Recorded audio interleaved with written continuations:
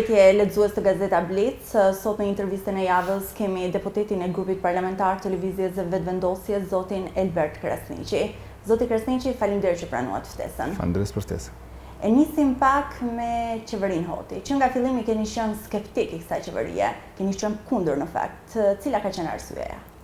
Po besoj që në fillim komo të paragjykohem për arsyet pse unë kam qenë jo pro kësaj qeverie, mirë po nga momenti që është votu kjo qeveri dhe deri këtu mund vlerësojmë gjithë së bashku se kam qenë në të drejtë, për shkak se është një qeveri e cila nuk është në gjendje të punoj ashtu siç duhet një qeveri legjitime për qytetarët.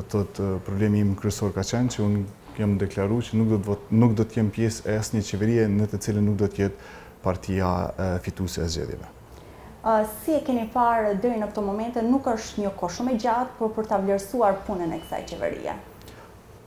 Edhe më herët thash që nuk mund të vlerësohet pozitivisht asnjë gjë nga kjo qeveri, as menaxhimi i situatës me Covidin, as punët e zakonshme të një qeverie për shkak të mungesës së legitimitetit që e ka në esencë edhe kjo qeveri. Në anën tjetër, unë kam qenë skeptik që në këtë qeveri komunitetet nuk do të përfillen, nuk do të jenë në agjendën kryesore të qeverisë që të mbështeten grupet etnike, një prej tyre dhe unë përfaqësoj komunitetin egjiptas të Kosovës dhe këto janë arsyet edhe pse nuk kam mbështetur qeverinë Hoti nga fillimi i saj. Ndalemi pak tek një përplasje që keni patur me deputetin Veton Berisha. Cila ka qenë arsyeja e këtij konfrontimi, le të themi? Konfrontimet në Kuvent tash janë bërë të zakonshme me Berishën, jo asnjëherë nga iniciimi im, po unë po imponohem të përgjigjem nga sulmet të pa vlera dhe të pa baza të cilat unë po i pranoj nga deputeti Berisha. Atij së fundmi i ka penguar një mesazh që disa organizata të shoqërisë civile kanë bërë thirrje që në ligjin për rimëkëmbjen ekonomike të përfshihen edhe grupet etnike, edhe grupi etnik cilin ai dhe unë duhet ta përfaqësojmë në Kuvendin e Kosovës dhe një iniciativë e shoqërisë civile cilën unë e kam mbështetur dhe cilën unë e mbështes e ka penguar dhe kjo ishte arsyeja e cila atë bëri të më sulmoj dje edhe të pakuptim të dalin në Kuvendin e Kosovës. Siç e thash edhe dje në Kuvendi është shumë i shejt që t'ja ulim vlerën me këtë sulm dhe kundër sulmët të paarsyeshëm në fund të fundit, po kjo tregon që zoti Berisha në Kuvend ka mbetë pas një kauzë dhe vetëm gjë të cilën atij ka mbetë është të mirët me mua dhe agjendën time. I përmendët edhe më herë disa arsye pse jeni kundër kësaj qeverie, punë që nuk ka bërë mirë. Sipas jush, a duhet të rrëzohet qeveria Hoti në këto momente? Po nuk duhet as të parashtrohet kjo pyetje, unë besoj që kjo qeveri nuk është dashur të votohet fare, o dashur të gjendet një alternativë dhe të shkohet në zgjedhje, dhe po besoj që unë jam njëri prej deputetëve të cilët e ka depozituar në nënshkrimin për mocionin ndaj qeverisë, unë i bëj ftesë edhe deputetëve të tjerë, tash ka shumë zëra edhe nga deputetët të qeverisë, edhe të shumicës në Kuvend, edhe të opozitës cilët spaku deklarativisht thonë që duhet të rrëzohet kjo qeveri, unë i bëj ftesë që të vinë të nënshkrojnë mocionin dhe të shkojmë në Kuvend dhe të rrëzojmë këtë qeveri. A mendoni se do të merrni 40 nënshkrime për të kaluar mocionin Kuvend për rrëzimin e qeverisë? Lëvizja Vetëvendosje dhe grupi Lëvizjes së Vetëvendosjes ka depozituar 31 nënshkrime sa i ka.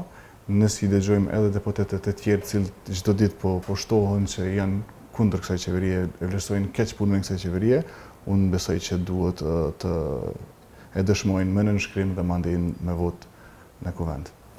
Kemi patur në fakt ditën e djeshme një deklaratë të fortë të presidentit serb Aleksandar Vučić, ku ka paralajmëruar fillimin e një lufte në Kosovë. Si keni pa këto deklarata?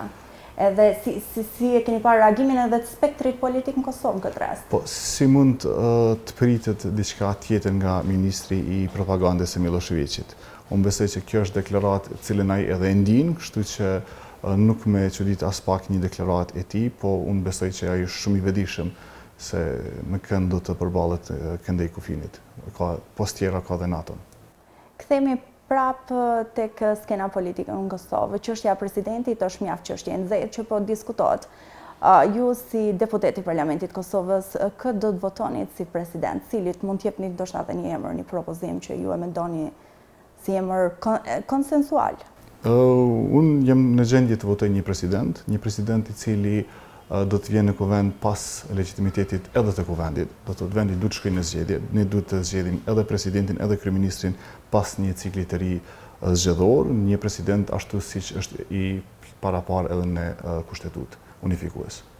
Vazhdojmë pak me menaxhimin e pandemisë. Kemi edhe sot një shifër rekord, ndoshta edhe një këshill për Ministrinë e Shëndetësisë, duke qenë se edhe ju jeni pjesë e këtij kuvendi. Çfarë duhet bëhet konkretisht në këto momente që nuk po e bën qeveria dhe Ministria e Shëndetësisë? Çfarë masash duhen marrë? Shifrat janë alarmante, edhe unë besoj që qeveria edhe Ministria e Shëndetësisë ka dështuar në menaxhimin e kësaj situatës, po në anën tjetër unë besoj që edhe qytetarët duhet të jenë më të kujdesshëm dhe të respektojnë të gjitha udhëzimet dhe të gjitha vendimet cilat po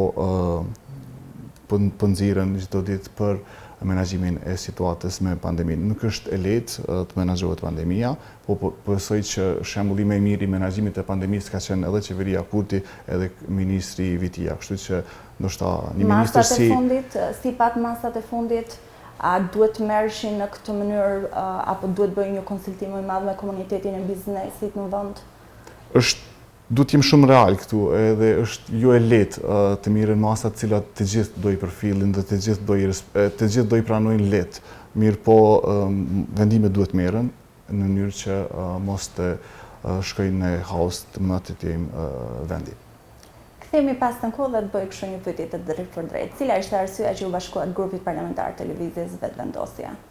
Ishte vullneti i qytetarëve që Lëvizja Vetëvendosja të jetë fituese e zgjedhjeve. Edhe unë ngaroj me një vend të rezervuar i cili me pak vota më mundson të jem pjesë e kuvendit. Komunitetin cilin unë përfaqësoj prafërsisht janë 12.000 qytetarë në Kosovë të deklaruar dhe nuk mund të mos mbështetes një kandidat, një individ i cili ka marrë përmi 180.000 vota. Albin Kurti dhe Lëvizja Vetëvendosjes fituese e zgjedhjeve e mor besimin e shumicës shqiptare në Kosovë dhe vullneti edhe jimi edhe grupit politik cilin unë i takoj Iniciativës së Demokratike të Kosovës ishte që të jemi pjesë e qeverisë Kurti, të mbështesim pas një kurrëzim në qeverinë Kurti dhe mandej zhvillimet e me të jemi më bën të qëndroj historik këtyre vendimeve të cilët ne së bashku i morëm. Qëndrojmë sërish tek Lëvizja Vetëvendosje, shefi grupit parlamentar të kësaj partie, zoti Recep Selimi, i është konfirmuar atë akuzë nga gjykata speciale. Kemi parë një reagim tuaj, a besoni në pafajësinë e Selimit? Të jemi shkurt dhe i drejt për drejt, plotësisht besoj në pafajësinë e deputetit, shefit grupit Lëvizjes Vetëvendosje, zoti Recep Selimi, dhe unë jam i bindur që Rexha më së miri do të mbrojë luftën shqiptare të Kosovës dhe do të kthehet faqe bardhë në Kosovë. Është e padrejtë gjykata speciale me shqiptarët në të rast? Gjykata speciale është e padrejtë. Është gjykatë e cila në fillim përjashton mundësinë që të gjykohen gjitha krimet në Kosovë. Ne di mirë se kush ka bërë krime në Kosovë. Ne sot vazhdojmë, kemi një numër për mbi 1600 personave të pagjetur, mesin e cilëve ka edhe qytetarët të përkatësisë etnike egjiptase. Unë nuk dua të ndaj këtu për shkak se ata janë të zhdukur, mirë po dua të bëj të qartë që regjimi serb nuk ka qenë i fokusuar vetëm në shqiptar, po në secilin individ të Kosovës i cili ka qenë për një Kosovë të lirë dhe demokratike.